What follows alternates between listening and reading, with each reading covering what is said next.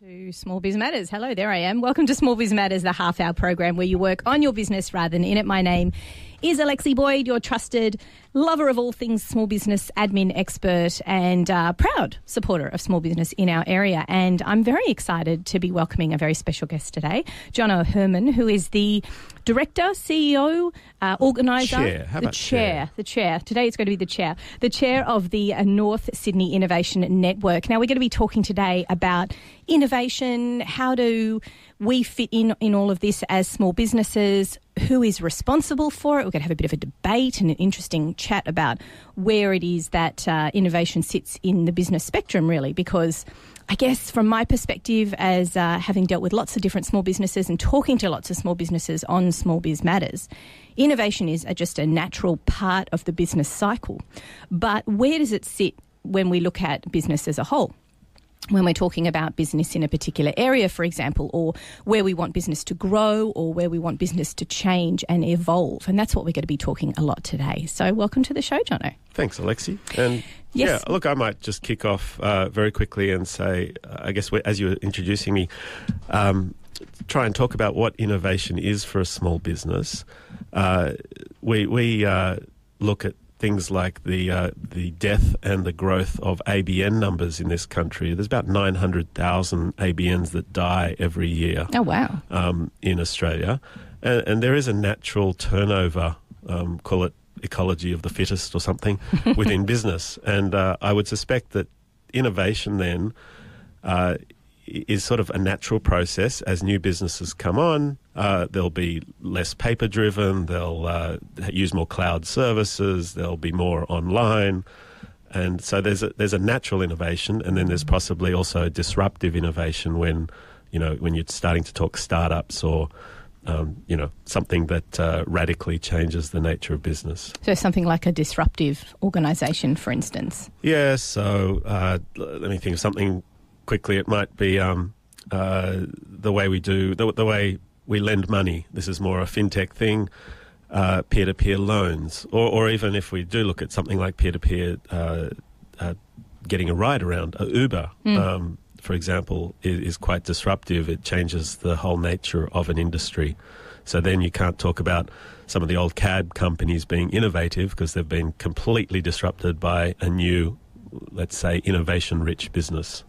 And coming from the perspective of small business, what philosophically, where do you think small business sits? Do you think we tend to sit back and be more of the staunch advocates for the old way of doing things, or do you think we are the leaders when it comes to innovation? I'm just comparing us to, say, the big multinationals, the big companies in there with their thousands of employees. Who do you really think, in your opinion as an expert, is at the forefront of innovation?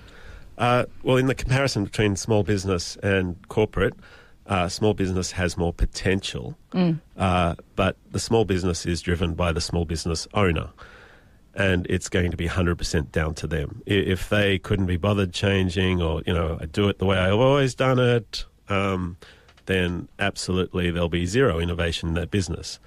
What you find, obviously, with small business is they have the ability to turn on a dime. You can shut down shop pre-Christmas and pop up in January and everything's online, and they've got a Facebook page and they're offering referral discounts via Twitter.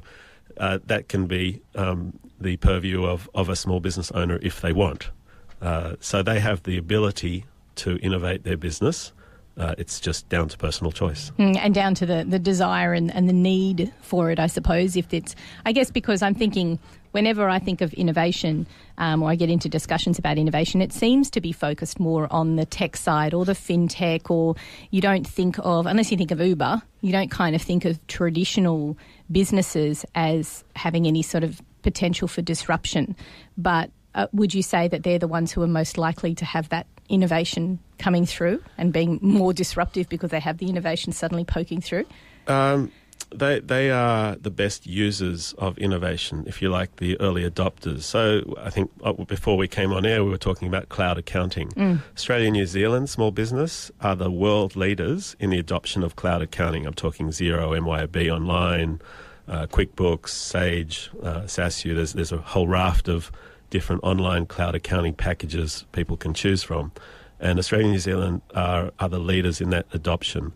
And that just adds productivity, it adds ease. Anyone who's got onto one of these suddenly goes, oh my gosh, I never knew bookkeeping could be this easy. Or fun. Or fun. Yes, as Zero used to say, making accounting sexy again. I mean, who knew? Their conferences are a bit scary, aren't they, with their big ball pits and penguins? No, not penguins, flamingos. Yes, the spinning disco lights, and it's Rod Drury. In joke for anyone who knows the management of Zero. All you bookkeepers out there. So I think it's an interesting way of looking at things philosophically, because we've got the people who kind of sit back and go, I'll do things the way I always have. And then is it a generational thing, in your opinion, or do you find that it's more about that person driving it, and if they've got the taste for innovation and change and adaptability, is it more likely to come from the younger kid? I think it is generational. I can speak for myself, even in my own family, a demographic generational thing. I'll sort of put those double words together. So, for example, I've got a sister and brother more than 10 years older than me. I was a love child, I'll put it that way. Whoopsie. And yeah, thank you. And just our familiarity with using Dropbox or Google Drive, or, they hate it when I send an email. There you go, public information. They'd prefer me to pick up the phone and talk to them. Whereas I'm completely okay with, especially if I have to update several members of my family, I'll send an email. I don't want to pick up the phone and talk 3 times necessarily. But and so I think there is generational. And don't forget what I said before is businesses live and die. And as the coffee shop on the corner gets sold from, let's say the 50, 60-year-old who's had enough of retail, and gets bought by the 25, 30-year-old. With the ponytail. Then guess what? They're going to look at apps to pre-order your coffee and supply chain apps to pre-order the cups and the coffee, so it all arrives Monday every day, pre-ordered, and whatever it is that makes that business run more efficiently. Now, one of the things you're mentioning out in the waiting room there, where we were talking, I'm going to call it a green room. In the green room there, we were talking about the use of e-invoicing. Now, I think I'm a big fan of e-invoicing simply to speed up the position of financial, everyone's financial position, get paid faster, essentially, and move everything in faster.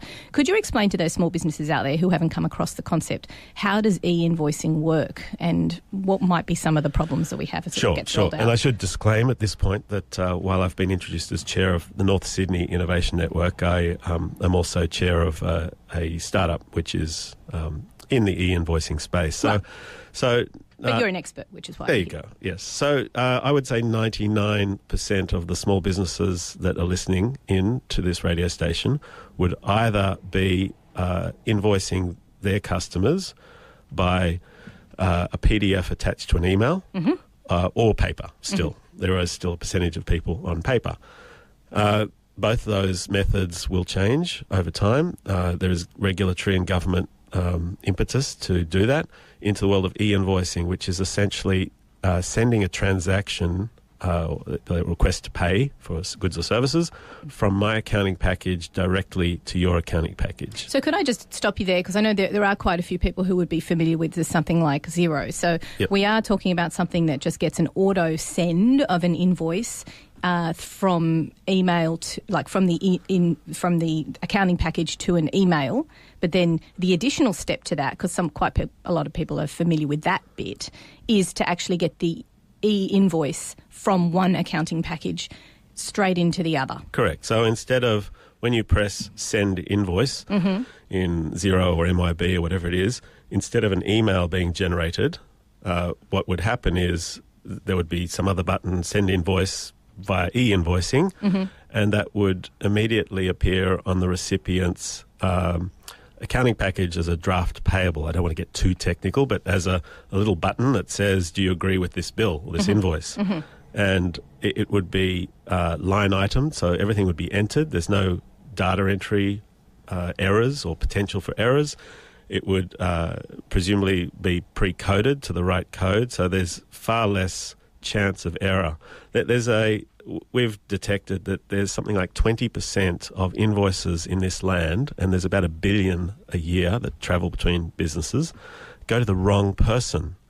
And now that includes, I do business with Joe Blow in a corporate, and he done some work for him. I send him an invoice, and he goes, "Oh no, this is supposed to go to our accounts." Yeah. So then it gets bounced around, and a few days are lost even there. Yeah, whereas it takes a lot longer to get paid. Yes. Whereas in this way, it's immediately in the accounting package. So it can't be whoever's looking at the accounting package, whoever's the bookkeeper or accountant, it has to be that the right person immediately. So you mentioned the possibility for this to become regulatory. Now, we're just in the process with the ATOs rolling out single touch payroll, which is a huge change for small businesses. Absolutely. All coming in on the 1st of July. And those of you who know us regularly know that I've had someone from the ATO a couple of weeks ago coming on and talking about single touch to help educate people. Now, you mentioned regulatory. That's a huge step to make this in any way, shape or form mandatory. Is this, in your opinion, the federal government's way of thinking about trying to speed up the payments of small business in the economy? Wouldn't they be just better off making it a mandatory 3-week invoicing payment system like they have in France? No, this is the core reason for e-invoicing is not actually the payment speed. There's a number of other advantages to e-invoicing. E-invoicing will allow much better data quality on predicting GST. So imagine a big bowl of soup, which is the 1 billion invoices that pass between businesses. Imagine I'm the government and I can look into that soup at any point in time and know what my GST revenue will be next week. I mean, that's the nirvana. So you're suggesting they can also see this e-invoicing they'll be able to transparency within. I'm sure there's going to be all sorts of privacy rules and regulations, but certainly the GST side, which we have to report quarterly anyway. Imagine that could be determined real time. That means your whole budgetary process at multiple levels of government could be very accurate. And they're happy because they're getting more accurate data rather than seeing it as end of the quarter plus a bit of time for people to get their act together. Correct. They can't really sort of, look across email systems and try and extract that. But if there are these invoices passing between systems, the black boxes that are sort of the traffic controllers, those invoices can report GST data. There's also, it's another hit on the cash economy, and I don't know where your listeners stand on the cash economy. I'm not going to make any comment, but certainly e-invoicing would be a way to further put pressure, downward pressure on the cash economy. And the last and possibly the most exciting piece is the relationship between small business and either big corporate or government in terms of e-procurement. Trying to sell into a big corporate. If I'm a local coffee shop and I'm providing sandwiches once a week for my local state department down the road, that's a nightmare. You have to go through all sorts of supplier procurement processes and whatever. So e-invoicing promises to take a big chunk of that pain away in the same way as you see the New South Wales government currently looking at all the various regulatory forms you have to fill out and trying through Service New South Wales, sort of trying to do single-click yes, they are working on improving that. It would be nice if they worked on improving the small businesses that they work with. Although I do know that if you work with a government body and you've got less than, I want to say, 10 employees, you must be paid within 30 days. Yeah. So that's at least something to help speed up the economy. And a shout out to Victor Dominello, who I think must we? Oh, well, I think he's a generational leader. Get political on us. I think he's doing a lot of good in digital transformation. I certainly like what's going on with Service New South Wales and bringing things into one place and only having to deal with one department. And I have to give a hats off to the Service New South Wales team here in Hornsby because they're working really hard to sort of break down that barrier between business and government, I think. And we've morphed now from innovation in small business to innovation in government. Who knew? They should have been leading the way. Look, we're going to take a quick break here on Small Biz Matters. After this, we're going to talk a little bit more about the North Sydney Innovation Network and what it is that you do and how businesses might be enabled to tap into that. You're listening to Triple H 100.1 FM. We'll be back after this. So we're back in the room today with Jono Herrman and we are talking all about innovation. Now, the reason why I asked Jono to come on the program today on Small Biz Matters was because we want to talk about the North Sydney Innovation Network, which is intriguing because I don't normally associate innovation and this area of Sydney with those two words, but I think I need my mind changed, and we need some of our politicians' minds changed as well, I think, for the local area. So tell me about how you came into this existence, why you're so passionate about it, and what you think it will be to drive change. Jono. Yeah, sure. And I'll just pick up on why you're intrigued is why we exist. The fact that people can't put innovation and North Sydney, North Shore together is one of the very reasons for our existence. Is it an old school thing? Where do we go with this? Sydney, New South Wales government moment, without getting too political, is probably very drunk on infrastructure. I noticed in your news as well, you're talking about train timetable changes and whatever. So we're all drunk on building airports and heavy rail and light rail and tall buildings in Ryde. Which is good. Don't get me wrong. I mean, it's good. Yeah. We'll build whatever it is No. to build. I'm not saying that they're not good programs, but that often overshadows, literally, when you're talking infrastructure, innovation, which will, in my belief, fundamentally change both the productivity and the way we live. We know it changes the way we live. 10 years ago, we didn't have these smartphones, that now our eyes are glued to them. In another 10 years, we're going to have drones flying through the air. We're going to have autonomous vehicles. We're going to have meat that's not meat. We're going to have clean meat, meat made out of protein. I heard a CEO of one particular company in New Zealand, being funded by Australian venture capital, who said, I live for the day that we no longer have meat aisles at supermarkets, we have protein aisles. So human beings biologically need protein, but it doesn't have to come from an animal. So, these are the things that will fundamentally change how we live. And yes, we'll still need to be on railways and we'll still need to fly in the air and live in houses, but not enough attention, I believe, is being given to those subtle things that really change our lifestyle. Yeah, thinking outside the box or how to use those pieces of infrastructure in different ways. It seems to me like a real old school way of thinking. We now think of transport as public transport, car, and other. There are other ways of getting around that don't necessarily just involve your trains and your own car. We know that now. That's part of our lifestyle. And it seems as though those infrastructure projects aren't considering those potential innovations in mind. Yes. And then on top of that, even if you stay a little old school and say, well, we're still going to have, train systems and like we have now, and the Northwest Rail, which is affecting us all around here, is important. That's great, but why don't we have good quality Wi-Fi on the trains? Oh, yes. Well, why don't we have some, flip out tray tables on the backs of seats so that people can put a laptop or do some work while they're in that 2.5 hours of wasted time a week that you mentioned before. Because that would improve productivity, would it not? Yeah, absolutely. Yeah. Or let's go the whole hog, and I'm sure technicians can counteract this, but why not have some PowerPoints down the side of trains in the wall? Not expecting that on buses, that might be a bit dangerous, but let's charge our laptops and have Wi-Fi and get an hour's work done as we travel from Barara into the city on public transport. So where does the North Sydney Innovation Network tap into all of this? Are you are you a lobby? Obviously not a lobby group, but... Yeah, well, lobbies, yes, we are. You mentioned it before as a piece of scaffolding to support. So we are a lobby group in part, but lobby is, unfortunately, the Australian political landscape can't handle the word lobbyist. You can in America, but here, you get pictures of brown paper bags and you just assume you're in mining. Yeah, or property. Yeah. So we'll call ourselves an advocate. But yeah, advocacy is certainly one part. And the federal government was doing well. Not sure where they're at now post-leadership spill. There was a $1.1 billion National Innovation Science Agenda that has sort of gone off the track federally.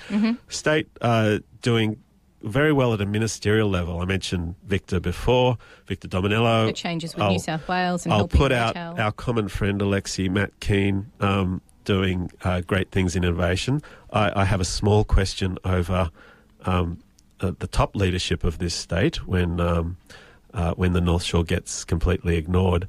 And then local government is where a lot of stuff really can happen. Local government will determine what the local policies are on drones, on autonomous vehicles, on public Wi-Fi. Open data is a concept, and IoT.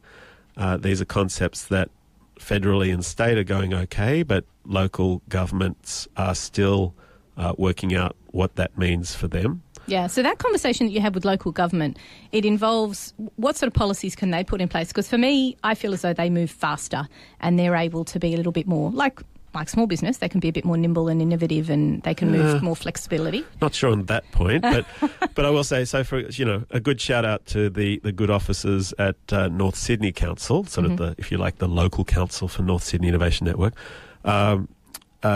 In March, Gilly Gibson, the mayor down there, passed a mayoral minute, yet to be implemented, but to write a report and understand what the costs and feasibility of providing a good quality free public Wi-Fi system across the North Sydney CBD would be. Right. Great for visitors, great for business people who go out to lunch and can still tap into their work systems, and great just for Joe Blow public to maintain a connection with their friends, social media, whatever it is. So that would be something that North Sydney Innovation Network taps into. You have those discussions with local, state and federal level across whatever decisions they're making, but you're focusing in on the north area of Sydney, yes, is that right? Yes. So, obviously we can't implement those sorts of changes, but we're there advocating for them and helping support them. I often say the role of groups like us, and there are lots of other startup and innovation ecosystem roof bodies, Startup Oz and Startup Muster and North Sydney Science Hub and a whole bunch of others.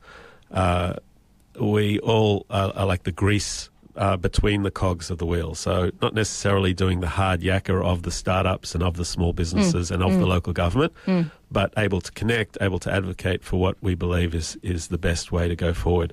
I will just throw out, we circle round to why the North Shore. And look, I'm open to having my hypotheses tested, but I think we're politically very safe here, and it seems to be very blue today in the sky, and it's very blue on the ground politically in the North Shore, and I think that leads to politically there's a battleground in other areas like the West. The New South Wales government's talk about Sydney's growth is all Parramatta and Penrith and Badgerys Creek, and that's okay. I understand that from a population, from a jobs perspective. From maybe a housing perspective, although everyone seems to be going up. But if you're treating this state like an innovation business, where is the good innovation going to come from? Ignoring the Macquarie Park Innovation District, ignoring CSIRO Linfield and Ryde, the great centres of St Leonard's, Chatswood, North Sydney itself, CBD. We have all the big tech companies. They're all in the North Shore. This North Shore really is a big powerhouse for the production of innovation, if you like. The potential is there. Yeah, and that's why we exist, to say we are here, we are here, we are here. And I noticed that you did a survey a couple of months ago where you were finding out what is out there and who needs the support and what innovation is occurring in the area.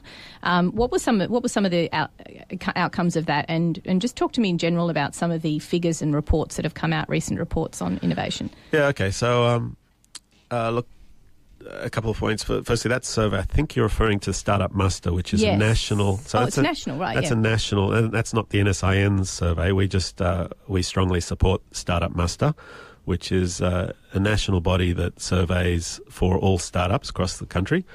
Going back a bit to 2016 data, for example, we found that when we're speaking specifically about startups, 53% of North Shore living founders of startups work south of the bridge.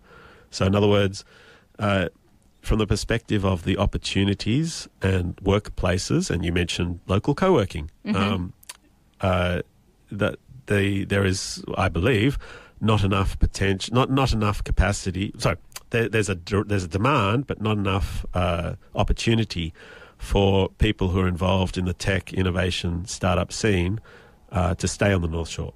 And why is that, do you think, in your experience? Have you had the opportunity to speak to some of those people who are creating a brain drain and bringing that taking all the information with them to other areas of Sydney instead of helping grow an innovation centre, say, further north? Yeah, look, in terms of innovation precinct policy, I'll call it, I think you've got two camps. I think you've got the hub and spoke people, and then you've got the distributed node people. And Can you explain what they are? I will explain those. So the hub and spoke people believe put it in the CBD. Put it in the CBD, have everyone come to the centre, and people in the regions, and that's loosely defined, whether it's North Shore, whether it's Sutherland, speaking to, yeah. or whether it's Dubbo or Wagga Wagga or Newcastle, Wollongong, they should all benefit by coming periodically into the centre, getting their information, going back out, but the centre is the focus. And in New South Wales, Jobs for New South Wales spent $35 million on the Sydney Startup Hub. Sits above Wynyard, 11 stories of startup innovation space that sits above Wynyard Station. And great, that was a good, great piece of infrastructure within the innovation system. They're now talking about another, how much money, I'm not sure, but another chunk of cash to go into developing what they're calling Tech Central, which is a sort of arc from Central Railway Station round Redfern, Ultimo through to Australian Technology Park. And that's where the question marks go up and go, do we need more in the city? Or what about a massive, Tech Central in Chatswood or in Parramatta or somewhere south? I know Anstow, for example, in Lucas Heights, they are going to build an innovation precinct the size of the CBD. And, what support is the New South Wales government giving to that? So make us fight for it, is what you're saying. I mean, why just have it just living in the city? It goes completely against everything they're telling us with, stagger the times that you go to work or have a day at home or think about talking about working from home with your boss. Well, you can't if we don't have the space, the infrastructure and the internet connectivity to support it. Yeah, absolutely. And so that's the hub and spoke people, to go back to those two, and I'll call it the integrated nodal people, say the opposite. Say, look, city obviously is an important centre, let's say for fintech, but the north, for example, is has a lot of med tech. Look at we're global leaders in terms of hearing tech. Cochlear, the Hearing Hub, all based at Macquarie. So why not build a whole lot of med tech companies around that? There's 3D printing of bone down in Lane Cove West. There's all these fascinating bits and pieces. It can't all be serviced by the CBD. So let's create some other hubs, precincts, because there certainly is an argument for collaboration, physical collaboration or physical connectivity in a close area, clusters, precincts. It doesn't mean you have to have a massive warehouse where everyone is in. It might be that you have a venture capital firm in one building, a park in the middle, across the road there's a co-working space, 2 blocks down there's a bunch of startups, and that you have a network, hence the North Sydney Innovation Network, that connects those and says, okay, this area, it's not all in one building per se, but this area is pretty good for whatever part of the innovation spectrum it is. And support it that way. So what you're talking about is planning for the future with this in mind. And this is where I'd like to think, councils in the northern area of Sydney are starting to think about, okay, well, we've got potential explosions of population like we've got in Asquith, Mount Colah. We've got, the density of something like Chatswood. So what do we do with that in mind by creating these areas and encouraging these areas to be built? Yep. Is that where you're sort of heading in terms of, I don't want to say lobbying again, but is this where council can prepare for the future? Yeah, and look, councils are very open to it. I must say we've only got positive reactions from all the councils. But reactions are not doing. Yeah, there's signs. As I said, it starts by resolutions at council meetings to put in Wi-Fi, to support co-working spaces. So it's coming, but that's why we exist, to keep pushing it along. A simple example that councils, a call out now to councils is in the concept of co-working, or I like to make it more general and call it shared workspaces, or the concept that the work-life balance is dead, people. It's now work-life flexibility.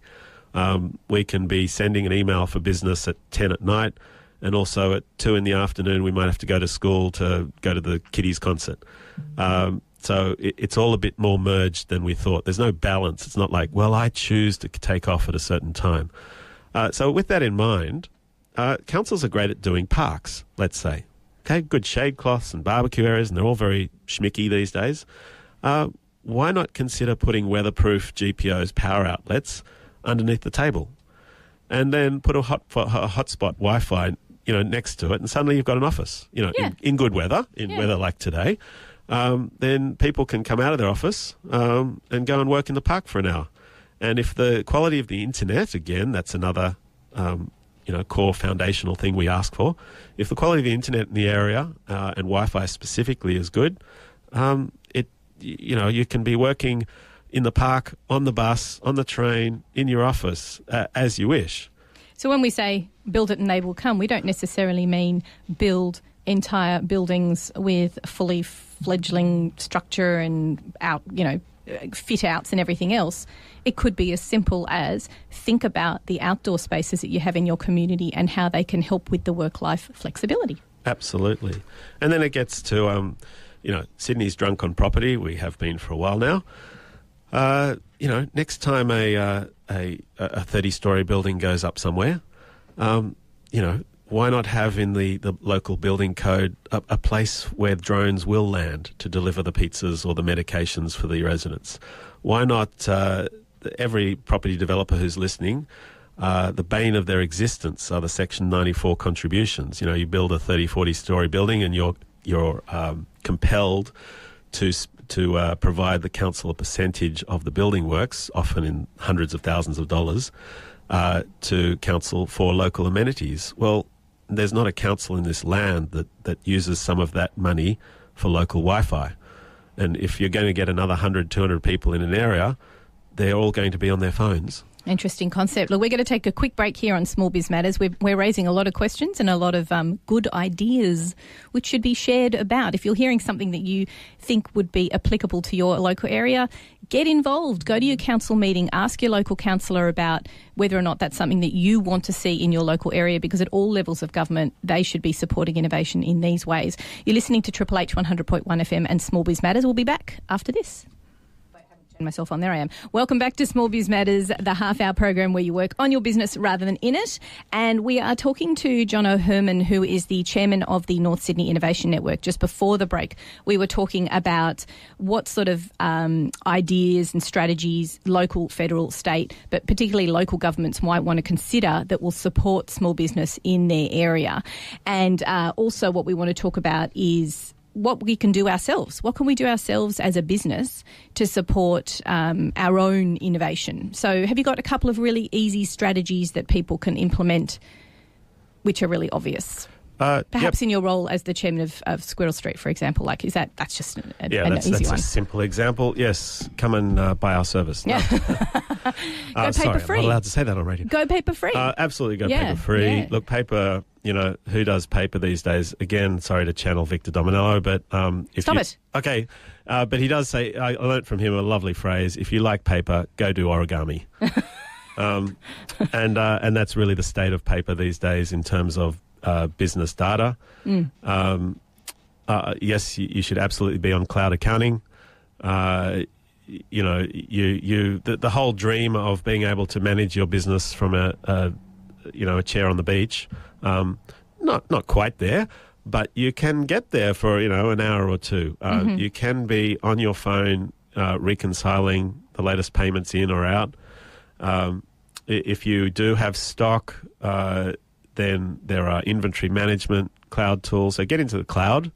There's lots of, unfortunately, there are people, running around and say, oh, the cloud's unsafe or the cloud's going to lose your data. You're still, if you're running around with arch lever files of paper trying to manage your inventory or your accounts, you are less secure than I would say any cloud accounting package or cloud management package. As I said, inventory, HR. There's a number of other business functions that should be done on the cloud.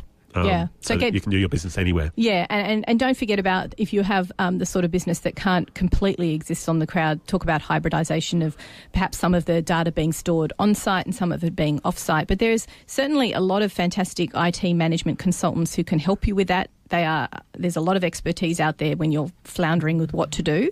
And I'd also suggest using your professional association as a good starting point for recommended apps or tools that they can recommend that are cloud-based or that are more innovative than what you're doing now. Because even younger people, I think there's a lot of people who just get stuck in that. It's just a rut. You just get stuck on the hamster wheel and you just keep working the same thing over and over because you don't have time to research that and find out what's the best for your industry. But people have done that, so tap into that knowledge. Absolutely. And then, so that's your business processes, and then your marketing. We're all on social, and we were discussing in the green room before.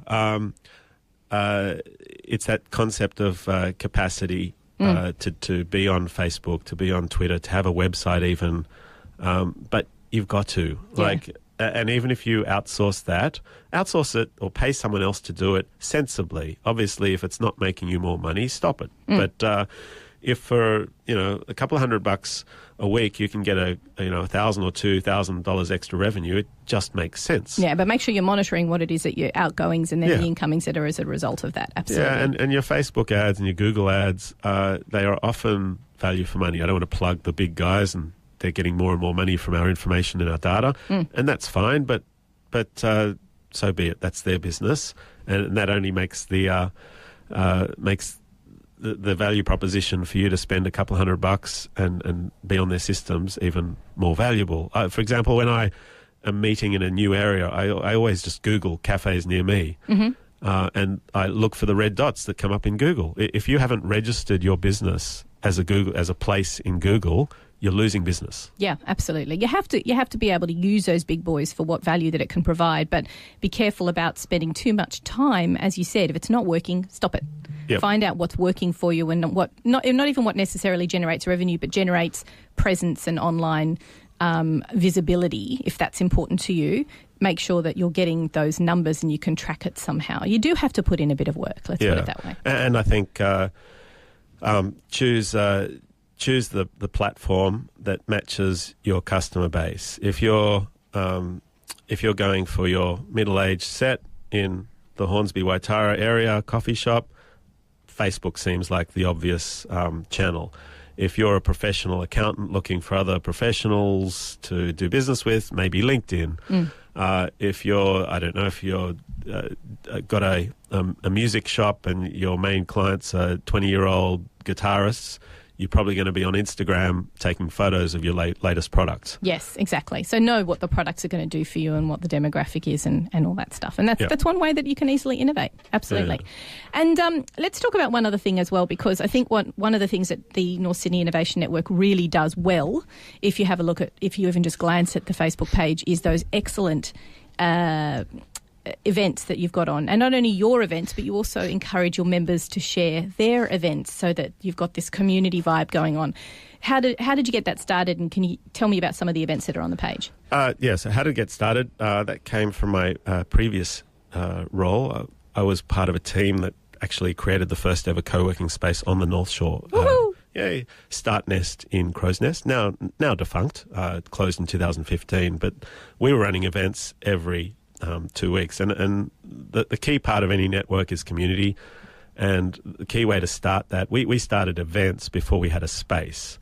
So the North Sydney Innovation Network, by the way, doesn't have a space. We sort of wander from Work Inc. down in Lavender Bay to Australian Catholic Uni's Collaborate Plus in North Sydney to Work Bee in St Leonard's. And that's as far north as you go, I'd just like to add, because apart from the Chatswood Business Hub, there's not much anything further north. By the way, breaking news. Breaking news. The St George is closing the business hub at Chatswood. You're kidding. I think it's the 18th of October is their last day. But that's it.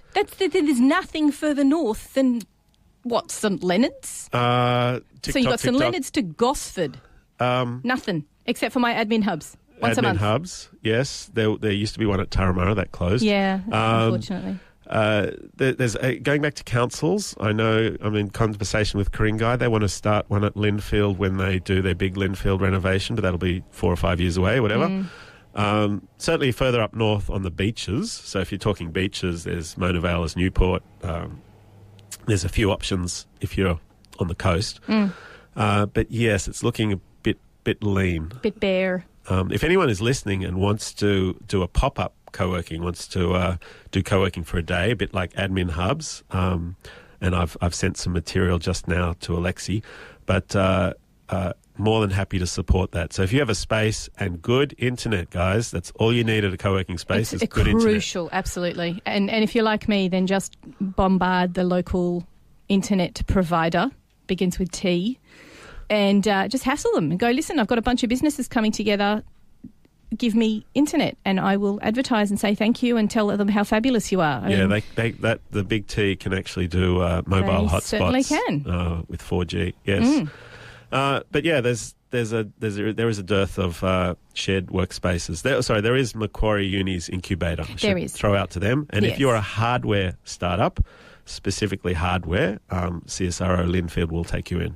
And there's quite a few, we might not have sort of formal co-working spaces, but there's obviously a lot of groups that get together and they have their networking and they might be investigating the options. Can they in turn join the North Sydney Innovation Network sort of Facebook page and put things up on there as well? We're pretty liberal with who joins. If you have something that's sciencey or techie or innovation related, if you join our group and suddenly advertise house painting services, you might be booted off. Yeah. But we encourage that sort of connectivity because aside from the advocacy that we've been talking about on this program, then the other side is what can we do to actually encourage and enhance the innovation on the North Shore. And again, we don't have a lot of power to implement, so the best way we can do that is to educate by providing information and network. So if people come to us with a query, we'll try and match them or encourage them just to post their queries. So it's really, some of it is not rocket science. Some people will come to us and say, oh, Jono, can you tell people about my new startup? And it's like, well, just join our Facebook group and post it yourself. Yeah. And our 1,600 plus members that are sitting on that particular channel will read it and respond. That's right, exactly. And it's that really supportive community environment that you've got there as well. So coming back to what the whole purpose of bringing people together and having that advocacy is giving a voice to the innovative businesses who are maybe not innovative doing a widget that's brand new, but they are trying something new, but they're still standalone. And I guess that's one of the things that North Sydney Innovation Network provides is that scaffolding and the support for those businesses who essentially work largely alone. Yep, absolutely. Get out there. The other thing with innovation is talk to your next door neighbour. The laundromat should talk to the coffee shop next door and say, just checking in, how do you do your accounts, like bookkeeping, or have you got a service that scans and gets rid of all this paper, or how do you manage your supplies? Start the innovation conversation. Absolutely. Look, I'd like to thank you very much for coming on Small Biz Matters today, and thanks for sharing all the things that you do and the advocacy that you provide to innovative and standalone businesses as well. Thank you very much. And how can people find out more if they'd like to? Google, sorry. North Sydney Innovation Network, or NSIN. I think either of those, we're pretty powerful on Google searches. And you can get onto the Facebook page as well. Come Facebook, Twitter, LinkedIn, Instagram, YouTube channel. All Pinterest those things. page. We have so much time to work across. Thank you very much for coming on the program today, Jono. Wonderful. Thanks, and if Alexi. you've missed any of today's show, you can, of course, catch up on smallbizmatters.com.au, where the podcasts are available. And we are now on iTunes. Yay for us being innovative too. So we're now on there. You can get up to 40 of our latest podcasts. We are in the process of putting all 150 onto iTunes. So make sure you subscribe. Pull out your podcasts link, subscribe, and there's lots of stuff to listen to there. Everyone from local experts experts through to local politicians, through to the ATO, who we're now providing information base for, and wonderful people like Jono, who are fantastic advocates for our industry. Why, thank you. Thanks for listening to Triple H 100.1 FM. We'll see you all next week, Tuesday 9 a.m. for Small Biz Matters with Alexi Boyd.